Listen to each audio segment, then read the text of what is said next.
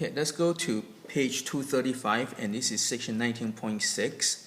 And this section is about the things that are same, what does it preserve, what does not preserve. Okay, so again, we covered this before. So a translation preserves collinearity. So if the 3 points on is 9 before, when you do the translation, we stay the same. But actually, more than that, it will preserve the shape, it preserves the area. And rotation and reflection preserves the same, except they don't preserve the orientation. Okay, they don't preserve the reflection does not preserve the orientation. Orientation is how the points are rotated, like A, B, C, D, E. It kind of reverse.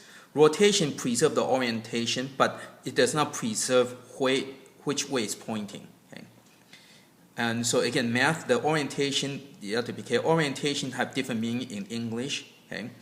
So, use it mathematically. Orientation means, like when you go into the order, like if you go like A, B, C, D. So in that case, the orientation is clockwise. Whereas you go A, B, C, D, and that way the orientation is counterclockwise. Okay, so that's what orientation means in that regard. Okay. Now in English, orientation means which way it's facing. It's pointing up or down or right or left. So just be careful with the definitions in different usage. Now the distortion, it does not preserve much of anything.